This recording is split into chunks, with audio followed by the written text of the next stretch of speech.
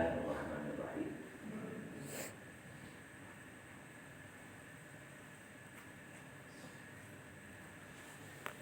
ثم انشأنا من بعدهم قرنا آخرین. نوح علیہ السلام کے نافرمانوں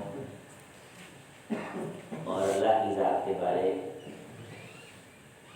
بدعقیدہ لوگوں کو ختم کرنے کے بعد ہم نے پھر نئے لوگ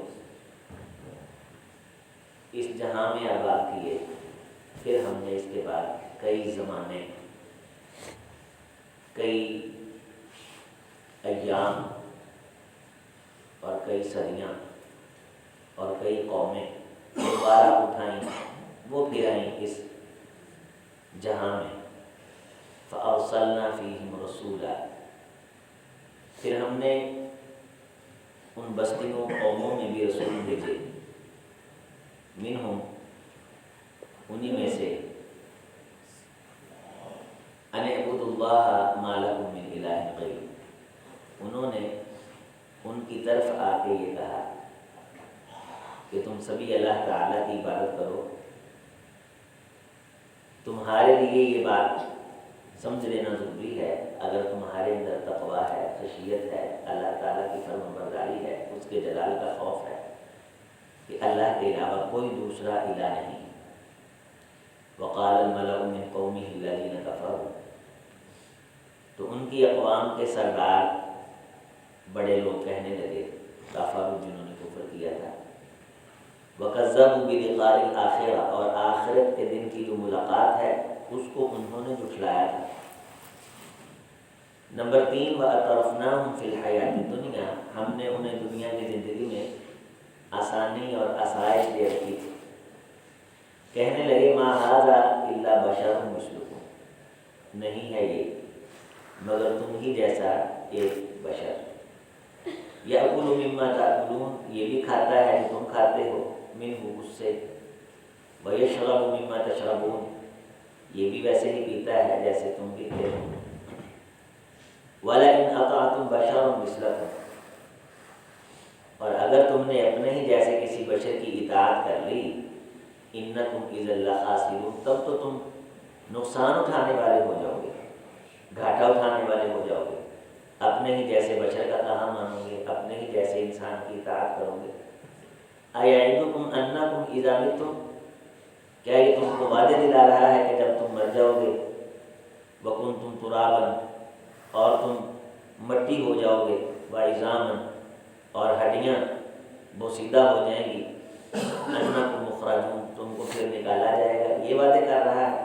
ہیہات ہیہات، بعید ہے، ناممکن ہے. لما توعدون، وہ باتیں جن کے وعدے دیے جا رہے ہیں. ان ہی الا حیاتنا الدنیا، نہیں ہے دنیا کی زندگی. نموت و نحیا، یہاں تو موت ہے اور زندگی ہے، اس کے علاوہ کچھ نہیں. بس وما نحن بمبعوثین، اور نہ ہی ہمیں اٹھایا جانے والا ہے. ان هو الا رجل افترى على الله كذبا، یہ تو ایسا شخص ہے جو اللہ پر بھی جھوٹ بول رہا ہے. وما نحن له بمؤمنین، ہم اس پر ایمان لانے والے نہیں. قال رب انصرنی بما كذبوا، پھر اس رسول نے بھی کہا کہ اللہ میری مدد فرما، انہوں نے مجھے جھٹلا دیا ہے اور میری تکذیب کی ہے.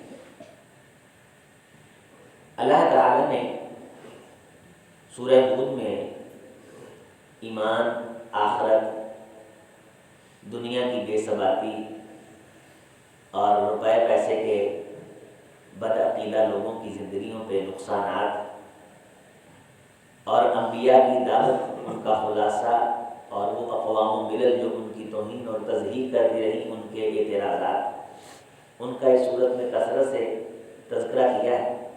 اور پھر ان کے انجام کا بھی تذکرہ کیا ہے. حضرت رسول اللہ صلی اللہ علیہ وسلم نے سورہ ہود میں اسی طرز کے مضمون ہیں جو 12ویں پارے میں ہے. تو سورۃ ہود کے بارے فرمایا تھا کہ اس سورت نے مجھے بوڑھا کر دیا ہے، یعنی ہلایا گیا ہے. اور اللہ تعالیٰ کی طرف سے وہ جو اقوام و ملل انبیاء کو جھٹلاتی تھیں، ان کے سنگین نتائج وہ بیان کیے گئے ہیں. اسی طرز کے مضمون یہاں ہیں، ایک پاؤ تک. اس کے بعد پھر نئے مضامین اس میں شروع ہو جاتے ہیں. فرمایا کہ جب رسول دعوت دیتا ہے اللہ تعالیٰ کی بندگی کی تو قوم آگے سے وہ اعتراض کرتی ہے جو اللہ تعالیٰ کے دربار میں کھڑے ہونے کا ایمان اور یقین نہیں رکھتی. کسی غیبی دنیا کے لیے تیاری وہی کرے گا جو غیبی دنیا میں کھڑا ہونے کا ایمان رکھے گا. اب یہ چونکہ دنیا کے مال والے لوگ تھے اور صرف دنیا کو ہی سمجھتے تھے تو کہتے تھے کہ جو جیتا ہے وہ جیتا ہے، جو مر گیا ہے وہ مر گیا ہے، اس کے علاوہ کوئی زندگی نہیں، جسے ہم یہ کہتے ہیں الحاد. الحاد کا مطلب یہ ہے کہ انسان مرنے کے بعد اٹھنے کا انکار کر دے، اللہ تعالیٰ کی ذات کا انکار کر دے، فرشتوں کا انکار کر دے، جنوں کا انکار کر دے، جنت کا انکار کر دے، جہنم کا انکار کر دے، کسی نبی کی طرف وحی جو آ رہی ہے ہمیں نظر نہیں آتی اس کا انکار کر دے، غیبی باتوں کا اس کا انکار کر دے. تو یہ الحاد ہے جو کثرت کے ساتھ اب موجودہ دور میں جسے ہم پڑھا لکھا دور کہہ رہے ہیں بہت زیادہ پھیل رہا ہے. یعنی دہریے قسم کے لوگ ہیں، بڑی بڑی پوسٹوں پہ بیٹھے ہوئے ہیں جو یہ انکار کرتے ہیں کہ اللہ تعالیٰ نہیں ہے، کوئی مافوق الفطرت چیز نہیں ہے، یہ انسان کی عقل کی خرابیاں ہیں، عقل کا فطور ہے، بس بندہ مرتا ہے جیتا ہے، اس کے علاوہ اس کی کوئی حیثیت نہیں. تو پہلے نمبر پہ انہوں نے اللہ کی ملاقات کو آخرت کے ایمان کو ٹھکرایا. جیسے میں نے ایک درس میں کہا تھا کہ آخرت کا ایمان ہی ہمیں فائدہ دے گا، یعنی ہم اللہ تعالیٰ کے سامنے حاضر ہونے کا ایمان رکھتے ہیں تو یہ ایمان ہمیں قیامت کے دن سود مند ثابت ہوگا، ہمارے لیے ہمیں فائدہ دے گا. نمبر 2 وَأَتْرَفْنَاهُمْ فِي الْحَيَاةِ الدُّنْيَا، اللہ تعالیٰ نے دنیا کے بھی منہ کھول رکھے تھے. اسی لیے موسیٰ علیہ السلام کہنے لگے نا ربنا اطمس علی اموالہم، اللہ مال تو نے انہیں اتنا دیا ہوا ہے اور ہماری ڈیوٹی لگائی ہے کہ ان کی ہدایت کے لیے محنت کر، میں کیا محنت کروں. اطمس علی اموالہم واشدد علی قلوبہم، انہاں دے مالاں تے ذرا کوئی بجلی سیٹ ہے، انہاں دے دل تے کوئی عذاب نازل کر. اتنی اسودگی دی ہے، ان کے پاس ٹائم ہی نہیں ہے ہمارے پاس دیکھنے کے لیے، تو ان کے مال پہ گرفت کر. یہ دعا کیا موسیٰ علیہ السلام، جب تو ان کے مال پہ گرفت کرے گا نا تو پھر ہائے اللہ ان کی نکلے گی تو پھر شاید میری طرف توجہ کرے گی. اسی لیے فرمایا کہ بڑا خوش نصیب وہ شخص ہے کہ جس کو اللہ تعالیٰ نے نوازا ہو وہ جھکے، اللہ تعالیٰ عطا کر رہا ہو وہ مانگنے کی یقین کرتا چلا جائے. جسے نہیں اللہ تعالیٰ دیتا وہ تو مانگتا ہی ہے. اللہ تعالیٰ نعمتوں کی یقین کر رہا ہو اور یہ مانگنے کی یقین کر رہا ہو، آکڑ ہو دل میں پھر معافی مانگے. جس کے دل میں کیا اللہ ہے ہی ملازم ہے وہی کری معافی. ثواب دونوں میں جس آکڑ ہو گئے برابری ہو گئے، اللہ نے برابری رکھی ہے بندے سے. اس کے اندر نخوت، اس کے اندر تکبر، یہ ساری صفتیں اس میں ہیں. سب کچھ رکھ کے کہا ہے کہ جھک. پھر اس جھکنے کا مزہ کیا ہے کہ اس کے پھر مقامات ہیں. حیثیت ہونے کے باوجود انسان جب جھکتا ہے تو پھر فرشتوں سے افضل قرار پاتا ہے. یہ ہے اس کا اصل مقام. فرشتوں کا جھکنا، بندے کے سامنے کوئی جھکنا نہیں کیونکہ انہیں اکڑنا آتا ہی نہیں ہے. بندے کو اکڑنا آتا ہے، اکڑنا آنے کے باوجود جو جھکے اسے اللہ تعالیٰ کائنات میں افضلیت عطا فرماتے ہیں. تو یہ اکڑ رہے ہیں تو یہ اللہ تعالیٰ نے فَأَلْهَمَهَا فُجُورَهَا وَتَقْوَاهَا انسان کے مزاج میں رکھی ہے. لیکن رسول اللہ صلی اللہ علیہ وسلم نے فرمایا کہ اگر کوئی شخص اس کو غصہ آ جائے وَلَوْ شَاءَ أَمْضَاهُ أَن يَمْضِيَهُ، اور اس کے پاس اختیار بھی ہو کہ وہ غصے کو نافذ کر لے، اسے کوئی پوچھنے والا نہ ہو، طاقت بھی ہو، حیثیت بھی ہو، پھر وہ اس کو معاف کر دے، قیامت کے دن اللہ اسے 3 انعامات دیں گے. نمبر 1، اس کے تمام عیوب کی اللہ پردہ پوشی فرمائے گا. نمبر 2، ساری کائنات کے قدم ڈگمگا رہے ہوں گے. اثبت اللہ قدماہ، اللہ اس کے قدموں کو ثبات عطا فرمائے گا، ڈگمگائے گا نہیں. نمبر 3، اللہ تعالیٰ پوری کائنات کے سامنے برسر مخلوق علی رؤوسہم الخلائق، پوری کائنات کے سامنے اسے اختیار دیں گے کہ جنت کی سب سے قیمتی ترین حوروں میں سے جو چاہتا ہے پسند کر لے. کس بنیاد پہ؟ کہ اس کے پاس طاقت تھی، اظہار تھا، غصہ نکالنے کا، لیکن اس نے اللہ کے لیے کیا کیا؟ اسے معاف کر. تو یہی انہیں کہا گیا ہے کہ یہ جو تمہارے ذہن میں وسواس آتے ہیں، خیالات آتے ہیں، ان کے آنے کے باوجود تم جھکو. ایک صحابی کہنے لگے اللہ کے رسول صلی اللہ علیہ وسلم، میرے ذہن میں بعض دفعہ ایسے خیال آ جاتے ہیں، اگر مجھے یہ کہا جائے کہ یہ خیال بیان کرو یا آگ کے اندر چھلانگ لگاؤ، تو وہ خیال بیان کرنا میرے لیے اتنا محال ہے، جو میرے ذہن میں بیٹھے بیٹھے وہ بات اچانک بعض دفعہ آ جاتی ہے، اتنا میرے لیے مشکل ہے کہ میں اس خیال کو بیان کرنے پر آگ میں چھلانگ لگانے کو ترجیح دوں۔ ایسی بات بعض دفعہ ذہن میں بیٹھے بیٹھے آ جاتی ہے۔ رسول اللہ صلی اللہ علیہ وسلم نے فرمایا پاک ہے وہ اللہ کی ذات جس نے تجھے اس خیال کا مقابلہ کرنے کی طاقت دی ہے۔ اگر تیرے اندر ایسا خیال نہ آتا، تو اس کا مقابلہ نہ کرتا، تو تیرا مقام نہ بنتا۔ یہ اللہ تعالیٰ نے رکھے ہیں اور پھر ہمیں مقابلہ کرنے کی طاقت بھی عطا کی۔ تو نبی کی دعوت اس کو قبول کرنے کے لیے ضروری ہے کہ آخرت پہ ایمان ہو اور اسے انسان قبول کرے، اور یہ وہ ایمان ایسی مضبوط چیز ہے جو انسان کی نخوت کو ختم کرتی ہے۔ سبحان اللہ۔ اللہ کے رسول صلی اللہ علیہ وسلم نے علاج بتلایا انسان کا مزاج، اس کی سرکشی کو کنٹرول کرنے کا۔ فرمایا زوروہا فإنہا تذکر الآخرہ، قبروں کی زیارت کیا کرو، یہ آخرت کی یاد دلاتی ہے۔ تم قبروں میں جایا کرو اور سوچا کرو۔ ایک صحابی کو اللہ کے رسول صلی اللہ علیہ وسلم نے وَعُدَّ نَفْسَكَ فِي الْمَوْتَى، کبھی کبھی تصور میں سوچا کرو کہ میں بھی مر گیا ہوں، میں بھی قبر میں لیٹا ہوا ہوں، اور میرے مرنے کے بعد سارے کام ہو رہے ہیں، دکان بھی چل رہی ہے، کاروبار بھی چل رہا ہے، سارا کچھ ہو رہا ہے۔ کبھی سوچ لیا کر، تصور میں بیٹھا بیٹھا، ابن ماجہ کی صحیح حدیث ہے وَعُدَّ نَفْسَكَ فِي الْمَوْتَى، کبھی کبھی بیٹھا بیٹھا سوچ لیا کر کہ تو مر گیا ہے۔ بندہ کہتا ہے یار میں کرتا ہوں، میں نے یہ کرنا ہے، میں کرتا ہوں، میں نے یہ کرنا ہے، میں کرتا ہوں، میں نے یہ کرنا ہے۔ تو مرنا ایک مرتبہ ذہن میں، اور یہ جو تم نے کرنا کرنا کرنا کرنا ہے نا، تو سمجھ تو مر گیا ہے، اب بھی تو ہوگا نا۔ حضرت عمر فاروق رضی اللہ تعالیٰ عنہ کو معلوم ہوا کہ مصر کے گورنر نے لکھنے کے لیے حساب کتاب اچھا تھا، یہودی رکھ لیا ہے۔ حضرت نے بلایا، فرمایا معلوم پڑا ہے کہ تم نے حساب کتاب کے لیے یہودی رکھا۔ کہا حضرت اس علاقے میں کوئی مسلمان اس پائے کا ہے ہی نہیں جو اتنا زبردست حساب رکھتا ہو۔ حضرت عمر نے کاغذ پہ ایک الفاظ لکھا ماتا یہودی، یہودی مر گیا ہے۔ اب آگے چل، آج نہیں کل نہیں مرے گا نا، مات یہودی، یہودی مر گیا، کون کو نام بتا رہا ہے۔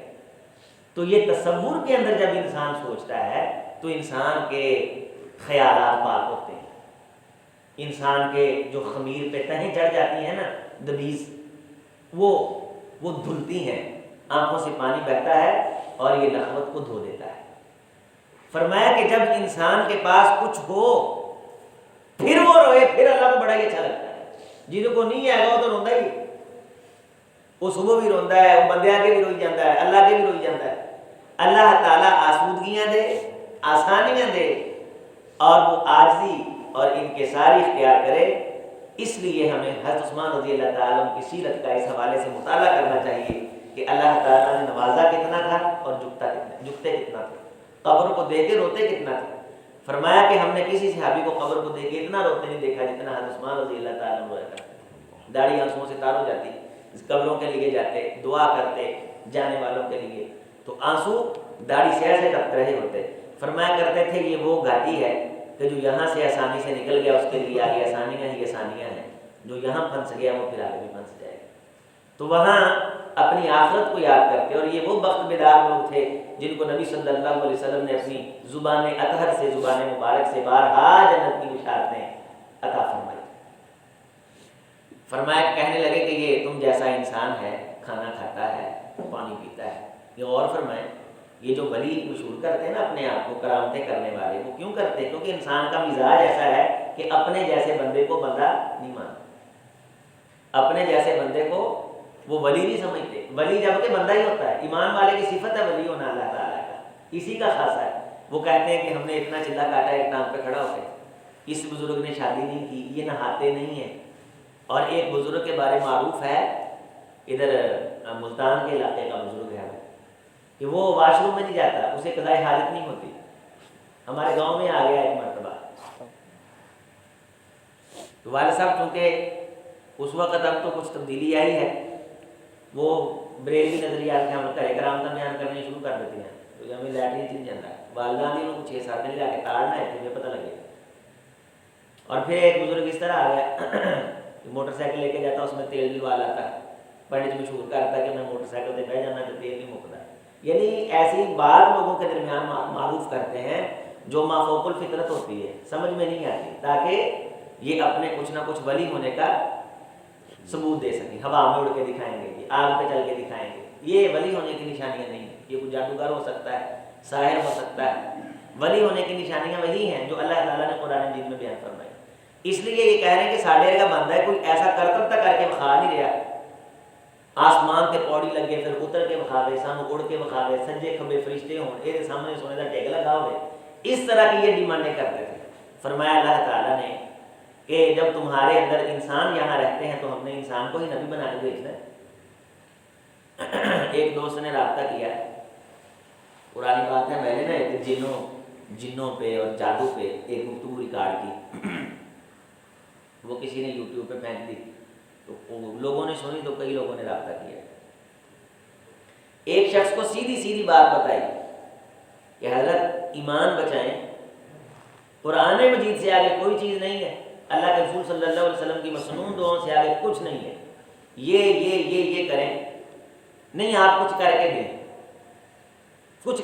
کچھ لکھ کے دیں، میرے اوپر یہ ہوا، میرے اوپر یہ ہوا، میرے اوپر یہ ہوا۔ سیدھی سی بات بتا دیں نہیں عمل کرتے۔ اگر یہ کہہ دیا جائے کہ جب سورج نکلے گا تو سامنے منہ کر کے ایک ٹانگ کھڑے کر کے تم نے 40 منٹ کھڑے ہونا ہے اور 25,000 مرتبہ تم نے یہ تسبیح کرنی اور دل میں یہ خیال رکھنا ہے اور سر کے اوپر چراغ رکھنا ہے، چراغ کے اندر زیتون کا تیل ڈالنا ہے، چراغ بجھے نا، چراغ بجھ گیا دوبارہ پھر کھڑا ہونا ہے۔